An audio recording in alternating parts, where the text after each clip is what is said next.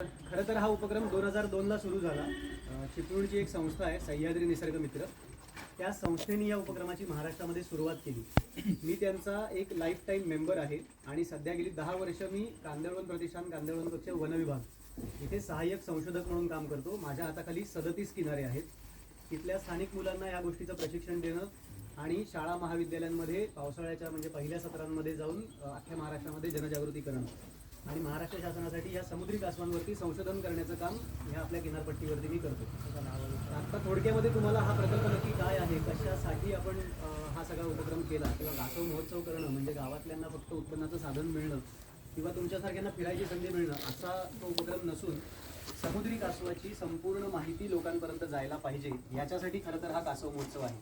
म्हणजे त्यांनी तुम्हाला आज इथे नाश्ता वगैरे केल्यानंतर थांबवण्यामागचा उद्देश असतोय की जर तुम्ही ही माहिती ऐकली नाही तर याचा अर्थ तुम्ही कासव महोत्सव पाहिला असं नाही, तुम्ही फक्त कासव पाहिलंय.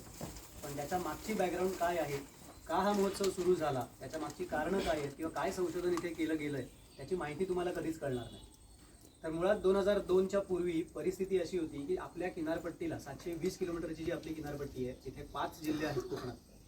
तर त्या 5ही जिल्ह्यांमध्ये स्थानिक लोक दिवाळीनंतर साधारण नोव्हेंबर ते मार्च हा कासवांचा अंडी घालायचा काळ असतो, त्यावेळेला किनाऱ्यावरती जाऊन ही कासवाची अंडी चोरून खायचे. एवढंच नाही तर आम्हाला रत्नागिरी शहरापासून साऊथमध्ये सिंधुदुर्गमध्ये अशी एक कम्युनिटी मिळाली ज्या कम्युनिटीनी मादी कासव अंडी घालून झाल्यानंतर परत निघाली की तिलाच उलटं करायचं, तिला कापायचं आणि तिचं मटण बाजारात विकायचं. हे सगळे उद्योग या पट्ट्यामध्ये चालू होते आणि तिथून खरं तर हा प्रवास सुरू झाला. स्थानिक लोकांमध्ये जनजागृती करून समुद्री कासव संरक्षण संवर्धनाची मोहीम 2002ला पहिल्यांदा वेळासमध्ये सुरू झाली. पण हे करण्यामागचा उद्देश काय होता, आज तुम्ही एक पिल्लू पाहिलं, अशी 1000 पिल्लं ज्या वेळेला पाण्यापर्यंत झेपावतात त्यातलं फक्त एक प्रौढत्वाला जातं, 999 पिल्लं मरतात. आणि याच्यासाठी आपण आज ती काळजी घेत होतो की पाण्यामध्ये कोणी जाऊ नये. तो इन्सिडन्स जो त्याचा जन्माचा दिवस आहे तोच त्याच्या मरणाचा दिवस होता कामा नये. कारण जगामध्ये एकूण समुद्री कासवांच्या 7 प्रजाती आहेत, त्याच्यापैकी 5 प्रजाती भारतीय उपखंडांमध्ये आपल्याकडे आढळतात. अंदमान निकोबार ह्या पट्ट्यामध्ये 5ही प्रजाती अंडी घालण्यासाठी येतात. पण गुजरातला ग्रीन सी टर्टल जातीचं एक कासव येतं.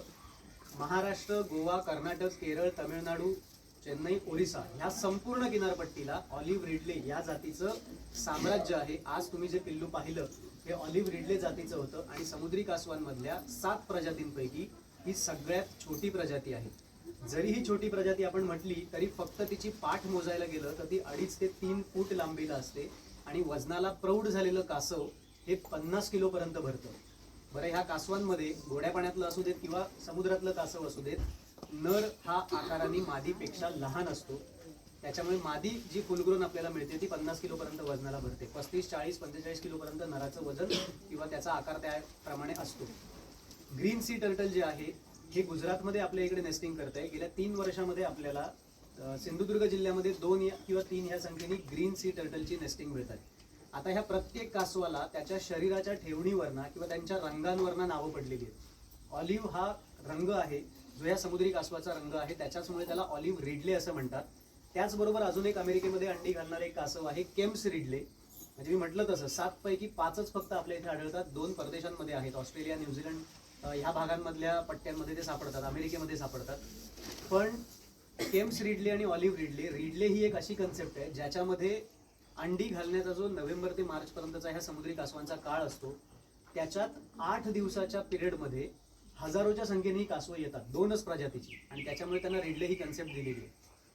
ऑलिव्ह रिडले नाव त्याच्या रंगावरनं पडलंय, ग्रीन सी टर्टल हे सुद्धा नाव त्याच्या रंगावरनं पडलंय. पण 7 प्रजातींमधलं ते एकच कासव असं आहे जे पूर्णपणे शाकाहारी मानलं जातं. ते समुद्राच्या तळाशी असलेलं गवत आणि शेवाळं खातं आणि त्याच्यामुळे त्याचा रंग हिरवा होतो.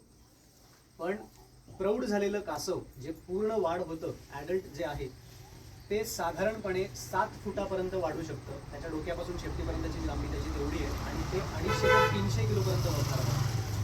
त्याच्यानंतर आहे लॉगरहेड. लॉगरहेड, लॉग म्हणजे लाकडाचा मोठा तुकडा किंवा उंडका. बाकीच्या कासवांना आपण जर पाहिलं तर त्यांची पाठ किंवा त्यांचं शरीर आणि त्यांचं डोकं बघता लॉगरहेडचं डोकं बाकी कासवांपेक्षा आकाराने मोठं असतं. मोठ्या डोक्याचं कासव म्हणून त्याला लॉगरहेड असं म्हणतात. त्याच्यानंतर एक आहे हॉक्सबिल. हॉक नावाचा जो पक्षी आहे त्याच्या तोंडाची ठेवण त्या कासवाची त्या पक्षाच्या चोचीप्रमाणे असते आणि त्याच्यामुळे त्याला हॉक्सबिल असं म्हटलं जातं.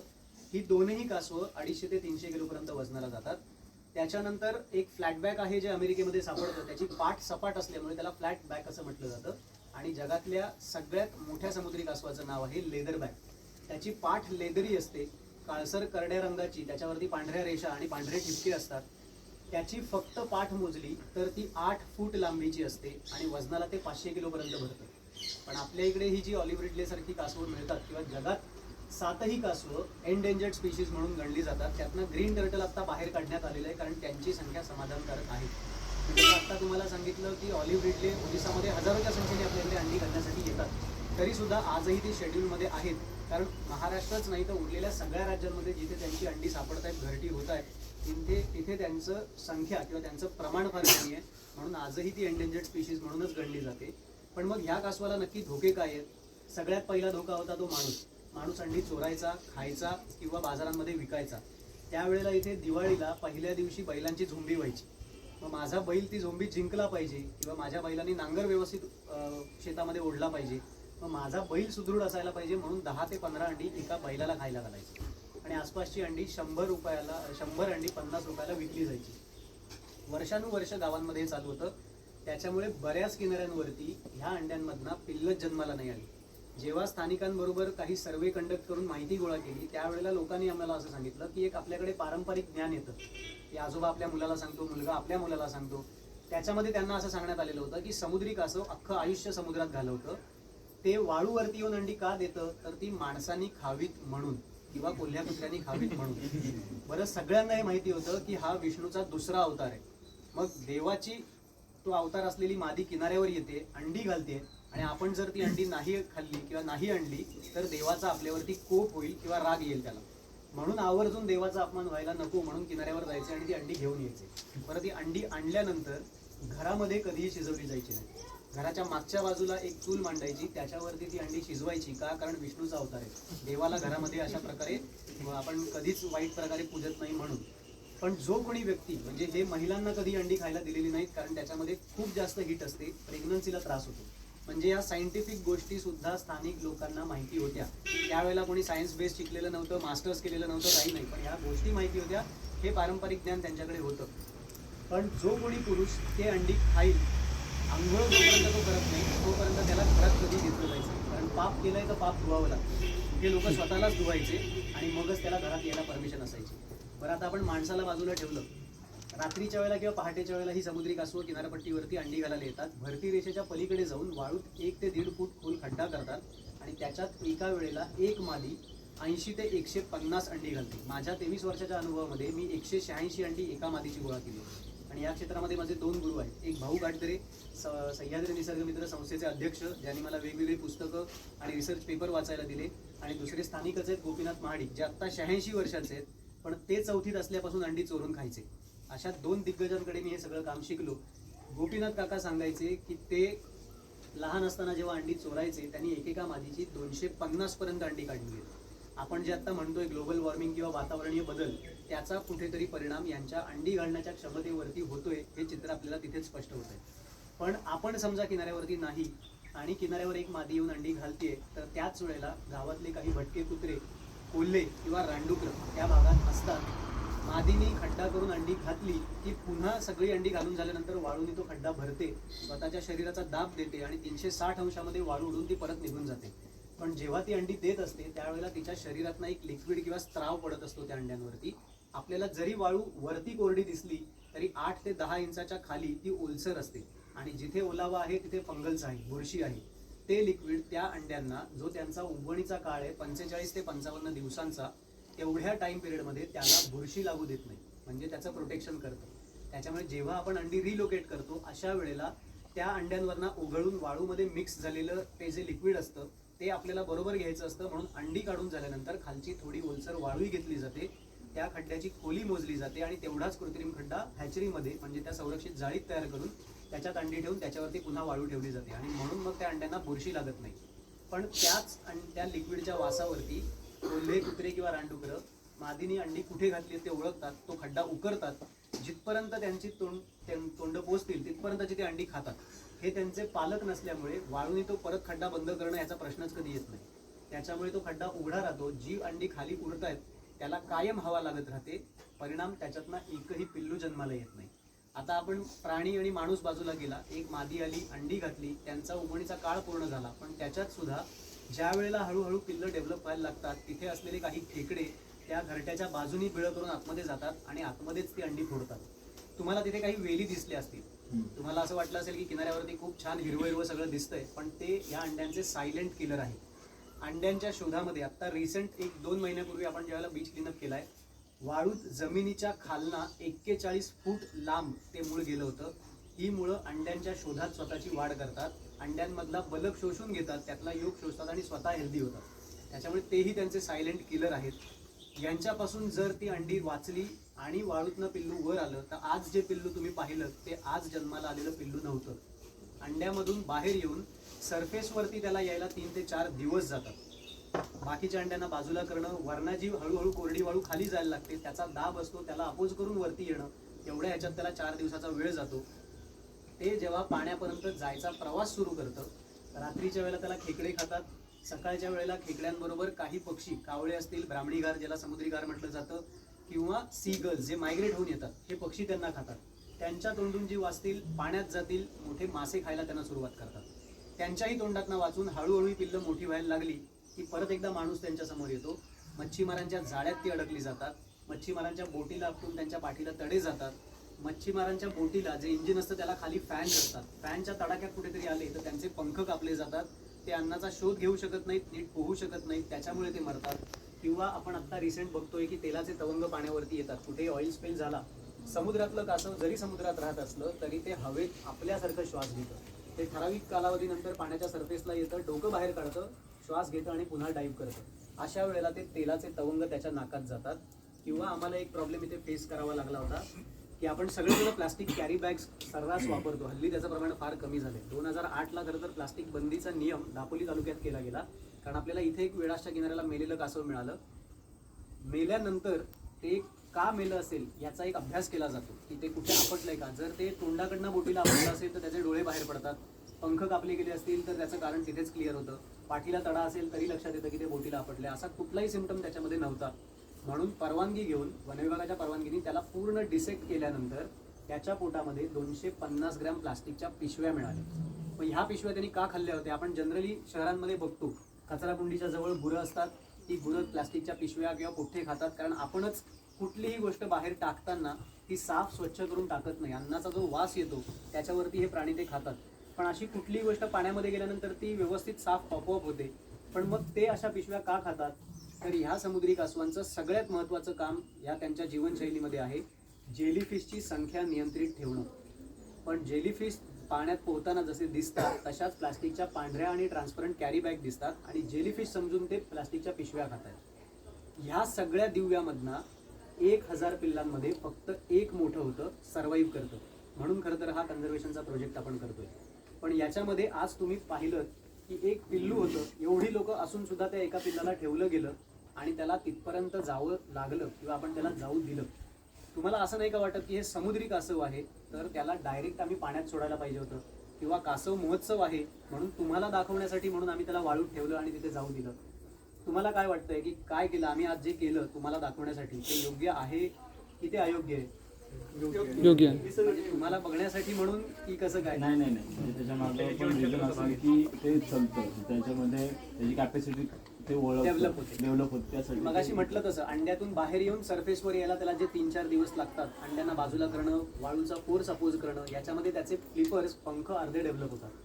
आज ते जेव्हा वाळूपासून पाण्यापर्यंत गेलं त्याचे पंख पूर्ण तयार झाले पाण्यात पोहण्यासाठी आणि म्हणून त्याला वाळूवर ठेवलं जातं. पण त्याच्यापेक्षाही महत्त्वाची गोष्ट जाता जाता ही पिल्लं सांगून जातात, ते म्हणजे माणसापेक्षा प्राणी आणि पक्षी खूप हुशार आहेत.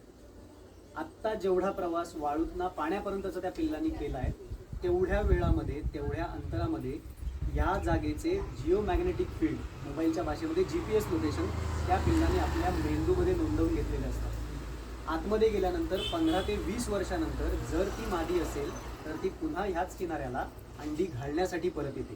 तिला तिचं घर कळावं ह्याच्यासाठी ती पिल्लं वाळूत ठेवली जातात, कारण नैसर्गिक घरट्यामध्ये सुद्धा मादीने अंडी घालून झाल्यानंतर त्या पिल्लांचं काय होतंय, पिल्लं जन्माला येतात का, अंडी कोणी खाल्ली आहेत का, हे बघायला ती येत नाही. यांच्यामध्ये आपल्याप्रमाणे पालकत्व नाही.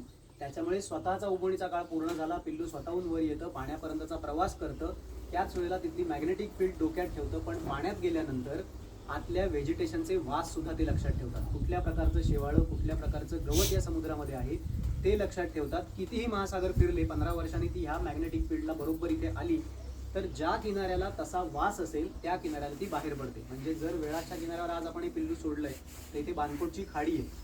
खाडीमधनं जो पाण्याचा करंट वाहतो तो दोन्ही बाजूला किनाऱ्यांवरती जातो. पलीकडे हरिहरेश्वर आणि मारळचे किनारे आहेत, इकडे वेळास आणि केळशी आहेत. त्याच्यामुळे वेळासला जन्मलेलं कासव हे या 4 पैकी कुठल्याही किनाऱ्यावरती जाऊन अंडी घालू शकतं, कारण तिथे सेम व्हेजिटेशन आपल्याला सापडतं.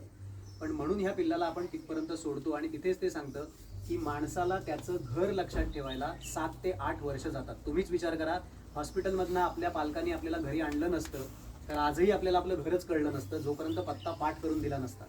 पण इथे आणि खरं तर हेच कासव आहेत जे सोलो ट्रॅव्हलर्स आहेत. आणि आज आपण एकटे निघाल्यावर म्हणतो की आम्ही सोलो ट्रॅव्हलर आहोत, कारण आयुष्यभरामध्ये ही पिल्लं आपल्या आई वडिलांना भेटत नाहीत, आपल्या भावंडांनाही भेटत नाहीत. जेव्हा मीटिंग पिरियड येतो त्यावेळेला खोल समुद्रामध्ये त्यांचं एकत्र एक मीटिंग म्हणूया आपण की त्यांची सभा होते आणि मग तिथे मादी ठरवते की सक्षम नर कुठला आहे. त्याच्यामध्ये 1:4 रेशिओ असतो, 1 फिमेल मागे 4 मेल असतात. जो सक्षम असेल त्याच्याबरोबर ती मेट करते, कारण त्याच्या मागचं कारण असं आहे नोव्हेंबर ते मार्चचा जो अंडी घालायचा काळ आहे, एका मीटिंगमध्ये फिमेल एकदा 2दा किंवा 3 वेळेला अंडी घालू शकते. त्याच्यामुळे तिच्या पोटामध्ये तसे लेयर्स असतात. पहिल्या लेअरमधनं अंडी पडली की 25 ते 30 दिवसानंतर दुसरी अंडी तिथे तयार होतात. 25-30 दिवसानंतर ती परत येते किनाऱ्यावरती, अंडी घालते, परत जाते, पुन्हा 25 ते 30 दिवसानंतर ती येते आणि अंडी घालून परत निघून जाते. या सगळ्या गोष्टी आपण स्थानिकांमध्ये, आसपासच्या ग्रामपंचायतींमध्ये, शाळा आणि महाविद्यालयांमध्ये सांगितल्या आणि मग काळाची गरज म्हणून त्याचा शास्त्रीय अभ्यास करणं गरजेचं होतं. म्हणून गेल्या 5-6 वर्षामध्ये वनविभागाकडूनच त्याचा शास्त्रीय अभ्यास केला. त्याच्या आधी पिल्लाला वाळूतनं वर यायला 3 ते 4 दिवस लागतात हे आपल्याला माहिती करून घ्यायचं होतं. म्हणून एका घरट्याच्या बाजूला 3 बाजूला काचा लावून एक बाजूला आपण कॅमेरा सोडला. तिथे आपल्याला ती मुवमेंट लक्षात आली आणि तिथे असं लक्षात आलं की पिल्लू ज्या वेळेला जन्म घेतं, म्हणजे आज तुम्हाला खूप लांबना पिल्लं बघायला मिळालीत, पण त्याच्या नाकावरती एक पॉईंट असतो ज्याच्याने आतून ते अंड फोडतं आणि दोन्ही पंख बाजूला गेल्यानंतर त्या अंड्याची टरफलं किंवा सालं बाजूला होतात आणि ते पिल्लू बाहेर येतं. गावातल्या लोकांची चर्चा करायचो त्यावेळेला त्यांना विचारायचो की तुम्ही अंडी चोरून आणायचात आणि खायचात तर ती फोडायची कशी, कारण ते अंड मी इथे धरून जर सोडलं तर ते खाली बसेल, ते फुटत नाही. मी समोर भिंतीवर जरी फेकून मारलं तरी ते अंड फुटत नाही. गावातली लोक आम्हाला सांगायचे की ते सुरीने कापायला गेलं तरी कापलं जात नाही. कोंबडीचं अंड आपण कुठल्याही एखाद्या पॉइंटेड गोष्टीवर आपटलं तर ते सहज फुटतं. त्याला सुईने भूक पाडून दोन्ही हाताने ते कवच उघडायला लागतं. निसर्ग किती बारकाईने प्रत्येक गोष्टीचा विचार करतो की एकावर एक ती 80 ते 150 अंडी पडणार आहेत. जर त्याचं शेल हार्ड असेल तर ती अंडी खड्ड्यात पडताना सगळी फुटतील, म्हणून त्याचं कवच नरम केलं जातं. पण ते नरम कवच फोडण्यासाठी त्या पिल्लाच्या नाकावरती एक पॉईंट दिला जातो. जशी जशी पिल्लाची वाढ होते तसं तसं तो पॉईंट जाऊन त्याचं नाक तयार होतं. आणि अशा प्रकारे ह्या पिल्लांचा प्रवास अभ्यास करण्यासाठीच आणि त्यांच्यामध्ये जन्माला नर येतो का मादी याचा अभ्यास करण्यासाठी, म्हणजे आज जे पिल्लू गेलंय, आत्ता आपण तिथे काही युनिट किंवा मशीन लावलेली नाहीत, त्याच्यामुळे ते नर होते का मादी हे मी पण नाही सांगू शकणार. पण तोच अभ्यास करण्यासाठी आपण टेम्परेचर मीटर किंवा डेटा लॉगर्स लावलेले आहेत. कारण यांच्यामध्ये तापमान ठरवतं जन्माला नर येणार का मादी. Lower the temperature male, higher the temperature female. तापमान कमी असताना नर जन्म घेतात, त्याच्यामुळे तोही आपण अभ्यास केलाय. ज्याच्यामध्ये 26 डिग्री ते 28 डिग्रीच्या तापमानामध्ये जन्म घेणारे हे नर असतात आणि 29 डिग्री ते 32 डिग्रीच्या तापमानामध्ये जन्माला येणाऱ्या ह्या माद्या असतात. आत्ता हे ॲव्हरेज असल्यामुळे तो नर आहे का मादी याच्यात आम्हालाही शंका आहे थोडीशी. आणि मी म्हटलं तसं आत्ता आपण ती मशीन लावलेली नाही. 2 वर्ष त्याचा अभ्यास केल्यानंतर 2020-21 मध्ये आणि 22-23 मध्ये एकूण 7 मादी कासवांच्या पाठीवरती सॅटेलाइट ट्रान्समीटर नावाची मशीन्स बसवली गेली. मादी कासव अंडी घालायला आल्यानंतर ही समुद्रामध्ये, खोल समुद्रात कुठे कुठे जाते त्याचा प्रवास अभ्यास करायचा होता. त्यातलं पहिलं कासव आपण वेळासला टॅग केलंय, जिचं नाव आपण प्रथमा असं ठेवलं. दुर्दैव इतकंच होतं की आपल्याला 7ही मशीन 2 वर्ष बॅटरी बॅकअप देणारी होती. पहिल्या 5 मशीन्स ज्या आपण बसवल्यात 20-21च्या दरम्यान, ही मशीन आपल्याला फक्त 3च महिने त्याचे सिग्नल मिळू शकली. त्याच्यानंतर त्याची बॅटरी ड्रेन झाली आणि पुढे आपल्याला सिग्नल मिळू शकलेलं नाही. पण ह्या 3 महिन्यांचा त्यांचा प्रवास सांगतो. पहिली प्रथमा गुजरात बॉर्डरपर्यंत जाऊन ती कर्नाटक बॉर्डरला गेली आणि मशीनची बॅटरी उतरली. साधारण 1200 किलोमीटरचा तिचा प्रवास ठरला 3 महिन्याचा. दुसऱ्या मादीला आपण आणि पहिले जे 2 टॅगिंग केले ते 24-25 जानेवारीच्या दरम्यान आपण वेळास आणि आंजर्ल्यामध्ये केलेले आहेत. आंजर्ल्यात ज्या मादीला आपण टॅग केलं तिथे एका देवीचा उत्सव होता, ज्या देवीचं नाव सावणेकरीण होतं. म्हणून त्या मादीचं नाव आपण सावनी असं ठेवलं. तिने आपल्यासाठी एक रेकॉर्ड तयार केला. तिने 30व्या दिवशी केळशीमध्ये येऊन पुन्हा अंडी दिली आणि जिथे आपल्याकडे हा रिसर्च पेपर किंवा पुरावा नव्हता तिथे आपल्या हातात पुरावा मिळाला की 25 ते 30 दिवसानंतर मादी कासव त्या किनाऱ्यावर किंवा जवळपासच्या किनाऱ्यावरती अंडी घालायला परत येते. तिचाही शेवटचा सिग्नल आपल्याला कर्नाटकमध्येच मिळाला. तिने 900 किलोमीटरचा प्रवास केलाय. त्याच्यानंतरची 3 आपण गुहागरमध्ये टॅग केली आहेत. तिसरीचं नाव वन विभागाने वनश्री असं ठेवलं. तिचाही शेवटचा सिग्नल कर्नाटकमध्ये मिळाला. 1100 किलोमीटरचा तिचा प्रवास होता. चौथी कासव ज्यावेळेला पाण्यातनं अंडी द्यायला बाहेर आली तेव्हा त्यांचा एक ट्रेल किंवा पायाचा माग मिळतो त्यांच्या चालण्याचा. त्याच्यावर आम्हाला 1 रुपयाचं नाणं मिळालं म्हणून ती लक्ष्मीच्या पावलांनी आली म्हणून तिचं नाव लक्ष्मी ठेवलं. दुर्दैवाने ती 15 दिवसांनी ट्रॉलर नेटमध्ये अडकून मेली. त्याच्यामुळे तिचा सिग्नल पुढे आपल्याला मिळाला नाही. 5वी मादी होती. तिचं गुहागरमध्ये रेवा नावाची नदी वाहते म्हणून त्या नदीवरनं तिचं नाव ठेवलं रेवा असं. तिचाही शेवटचा सिग्नल कर्नाटकमध्येच मिळाला. तिचा 1000 किलोमीटरचा प्रवास होता. त्याच्यानंतर 22-23 मध्ये एकूण 2 मादी कासवांना, कारण आपल्याला 5 मशीनपैकी 2 machine wild life institute of इंडियाने दिलेली होती आणि 3 मशीनचा खर्च मँग्रोव्ह सेल वन विभागाचा जो एक भाग आहे जो खाडी आणि समुद्र किनारपट्टीला काम करतो त्यांनी त्याच्यावरती खर्च केलेला होता. एक मशीन 3 लाख रुपयाचं आहे. असे 9 लाख रुपये शासनाने याच्यामध्ये खर्च केलेले होते. त्याच्यामुळे ज्या कंपनीकडनं ही आपण घेतली, जगामध्ये फक्त 2 देश आहेत जिथे ही मशीन बनतात, न्यूझीलंड आणि ऑस्ट्रेलियामध्ये. आपण न्यूझीलंडवरनं ही मशीन आयात केलेली होती. त्या कंपनीला मेल करून आपण मशीन रिप्लेस करून घेतली. आपल्याला 2 मशीनची परवानगी त्यावेळेला मिळाली. 3ऱ्या मशीनची परवानगी आपल्याला रिसेंट मिळाली. सो आपण 19 नोव्हेंबर 2025ला डहाणूला तिला आपण टॅग केलं. पण दुर्दैवाने त्या पहिल्या 2 मशीनची बॅटरी सुद्धा 5च महिने चालली. गुहागरला केंद्रस्थानी एक कासव मिळाली. तिचं नाव आपण गुहा असं ठेवलं. यावेळेला तिचा प्रवास 5 महिन्याचा अभ्यास असल्यामुळे थोडा पुढपर्यंत गेला आणि ती केरळपर्यंत गेली आणि मशीनची बॅटरी उतरली. त्याच्यानंतर गुहागरमध्ये बाग गुहागर नावाचा एक बीच आहे. तिथे आपल्याला एक कासव अंडी घालताना मिळाली. अंडी घालून झाल्यानंतर त्या मादीला आपण कस्टडीत घेतो कारण ते मशीन इपॉक्सी ग्लू नावाच्या गमनी चिकटवलं जातं. तो गम चिकटण्यासाठी आणि सुकण्यासाठी 5 ते 6 तास लागतात. तोपर्यंत ती कासव आपल्या कस्टडीमध्ये असते. त्याच्यानंतर निळा रंग त्या ग्लूवरती लावला जातो जेणेकरून कुठल्याही प्रकारचं शेवाळं किंवा बार्नेकल त्याच्यावरती लागणार नाहीत आणि सरफेसला जेव्हा श्वास घ्यायला ते कासव येतं त्यावेळेला ते सिग्नलचे जे 3 पॉईंट असतात ते ओपन राहतील. मग असं करत असताना त्या मादीला ते मशीन बसवून जेव्हा सोडलं, ती मादी 5 महिन्यामध्ये 3500 किलोमीटर फिरली आणि तिने श्रीलंकाला प्रदक्षिणा घालून ती ओरिसा राज्यात पोहायला गेली. 2016 साली मी ओरिसामध्ये गेलो होतो. तिथे 50 माद्यांना WIA असे सॅटेलाइट ट्रान्समीटर लावलेले होते.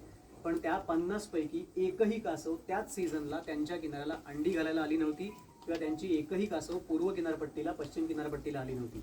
आपण अवघ्या 7 माद्यांना हे टॅग लावले. त्यातल्या एकीने परत अंडी देऊन आपल्याला तो पुरावा दिला. दुसऱ्या मादीने हे दाखवून दिलं की मी भारताच्या पश्चिम किनारपट्टीवरती सुद्धा पोहते आणि अन्नाच्या शोधात पूर्व किनारपट्टीला जाऊ शकते.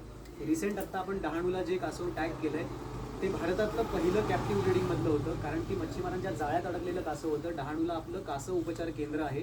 डॉक्टर विनेरकर म्हणून आहेत ते तिथे त्यांच्यावरती उपचार करतात आणि तिथे ती व्यवस्थित पूर्ण बरी झाल्यानंतर तिच्या पाठीवरती असं मशीन बसवलं. आजपर्यंत जे टॅगिंग भारतामध्ये झालंय, ओरिसामध्ये, आता रिसेंट चेन्नईमध्ये झालंय आणि आपण महाराष्ट्रात याच्या आधी केलेलं आहे. म्हणजे 3च राज्य आहेत जिथे सॅटेलाइट ट्रान्समीटरचं काम झालंय. त्याच्यामध्ये ही पहिली कासव ठरली जिला आपल्या ताब्यात असताना उपचार करून बरी झाली आणि तिला मशीन बसवलं. नाहीतर आजपर्यंत अंडी घालणाऱ्या कासवांच्याच पाठीवरती बसवलं गेलंय. तिचा प्रवास आणि तिचा पॅटर्न आपल्यासाठी मोठी एक माहिती देऊन गेला कारण नॉर्थला इथून डहाणू येतं. तिच्या पाठीवर ते मशीन बसवलं. आपला एक मित्र होता धवल कांसारा म्हणून, दुर्दैवाने तो आता आमच्यात नाही आहे. तर त्याच्यामुळे त्याचं नाव आणि तिथे महालक्ष्मीचं मंदिर आहे असं दोघांचं नाव मिळून तिचं नाव धवल लक्ष्मी असं ठेवलं. तिला जेव्हा पाण्यात सोडलं 19 नोव्हेंबरला, ती सरळ ओमानपर्यंत गेली आणि आत्ता ते मशीन चालू आहे. ती ओमानवरनं परत फिरली आहे आणि आत्ता ती भारताच्या दिशेला येते. त्याच्यामुळे असं मानण्यात येत आहे की तिचं नेस्टिंग एरिया किंवा तिचा जन्म ओमानचा असावा कारण तिथेही हे कन्झर्वेशन चालतं. तिथली कासव आपल्याकडे पोहताना आली आणि इथल्या जाळ्यात अडकली असा एक अंदाज बांधला जातोय. गेल्या वर्षी मादी कासवांच्या पुढच्या पंखांना टॅग लावण्याचा कार्यक्रम आपण केलाय. म्हणजे हा वन विभागाचाच उपक्रम आहे ज्याच्यामध्ये तिच्या पुढच्या दोन्ही पंखांना मेटल टॅग लावले जातात. तो टॅग मोनेल नावाचा धातू असतो जो स्टील सारखा दिसतो पण तो खाऱ्या पाण्यामध्ये गंजत नाही. आपण जसं स्टॅपलरची पिन मारतो तसा तो तिच्या पुढच्या पंखांना आतल्या बाजूला मारला जातो जेणेकरून तिला पोहताना कुठला त्रास होऊ नये किंवा त्या टॅगमुळे ती जाळ्यामध्ये अडकू नये. अशा वेळेला दोन्ही पंखांना टॅग करणं का गरजेचं असतं? एखादा पंख जर कापला गेला तर दुसऱ्या पंखांनी कळतं की हिला आपण कुठला टॅग लावलेला होता. आपण एकूण 62 माद्यांना गेल्या वर्षी टॅग लावलेले आहेत रत्नागिरी जिल्ह्यामध्ये आणि 4 माद्यांना सिंधुदुर्गमध्ये टॅग केलंय. पैकी एका मादीला वेळास, 2 माद्यांना अंजरले आणि 59 माद्यांना गुहागरमध्ये टॅग केलंय. पण ज्या माद्यांना आपण टॅग लावलेत त्यातल्या 6 माद्या गेल्या वर्षी परत गुहागरच्या किनाऱ्यावरती अंडी घालायला आल्यात आणि हे मॅन्युअल मॉनिटरिंग असतं आणि इथे कुठल्याही प्रकारे सॅटेलाइट सिग्नल आपल्याला मिळत नाही. जी बीचवर काम करणारी माणसं आहेत ती रात्रभर बीचवरती थांबतात. कासव अंडी घालायला आलं की तिला पंखाला टॅग लावलेले आहेत की नाही हे तपासतात आणि तिथे आपल्याला लक्षात येतं की आपली किती कासवं परत येत आहेत. गेल्या वर्षी गुहागरला टॅग केलेल्याच कासविणींपैकी या वर्षी 8 माद्या परत अंडी घालायला आल्यात. त्यातल्या 7 माद्या गुहागरमध्ये आणि 1 मादी जे इथे खाली गेलं तर हरणई मुरुड म्हणून जे आहे त्या मुरुडच्या किनाऱ्यावरती सापडलं. म्हणजे परत तोच पॅटर्न दिसला की जवळचा कुठला तरी ते किनारा शोधतात. मेटल टॅगिंगचा हा प्रकल्प 30 जानेवारी 2025ला सुरू झाला. पण आपण आपल्याकडे काम करणाऱ्या प्रत्येक माणसाला सांगितलेलं आहे की कासव अंडी घालायला आल्यानंतर जेव्हा पहिलं अंड तिचं खड्ड्यात पडतं ती एक प्रकारे बेशुद्ध अवस्थेत जाते. त्यावेळेला तिचा वरना फोटो काढायचा की जेणेकरून तिचा डोक्याचा व्यवस्थित फोटो मिळेल. कारण तुम्हाला सगळ्यांना माहिती असेल की वाघ जर इंडिव्हिज्युअल ओळखायचा असेल तर त्याच्या अंगावरचे पट्टे वेगळे असतात. त्याच्यावरनं इंडिव्हिज्युअल वाघ किंवा बिबट्याचे जे ठिपके असतात ते सुद्धा प्रत्येक बिबट्याचे वेगळे असतात. त्याच्यावरनं हे इंडिव्हिज्युअल आयडेंटिफाय केले जातात. तसंच कासवाच्या डोक्यावरच्या लाईन्स वेगळ्या असतात. त्याच्यामुळे इंडिव्हिज्युअल कासव ओळखता येतात. आता आपण मेटल टॅग करतोय म्हणून आपण सांगू शकतो की कुठली कुठली ती कासव आहेत ते. पण असं करत असताना 25 जानेवारीला गुहागरच्या किनाऱ्यावरती मुलाला फोटो काढत असताना तो फ्लॅश मारावा लागतो कारण रात्रीची वेळ आहे. आणि मी म्हटलं तसं अनकॉन्शियस ती असते त्याच्यामुळे त्यावेळेला फ्लॅशचा फक्त तो वापर करू शकतो. नाहीतर त्यांना फोटोग्राफी सुद्धा अलाउड नसते. पण जेव्हा त्यांनी तो फ्लॅश मारला तिच्या दोन्ही पंखांना टॅग असलेलं त्याच्या लक्षात आलं आणि त्याचा 10:40ला रात्री मला फोन आला की सर असं असं आहे, एक टॅग लावलेली कासव आहे, आपण तर 5 दिवसानंतर टॅगिंग सुरू करणार आहोत.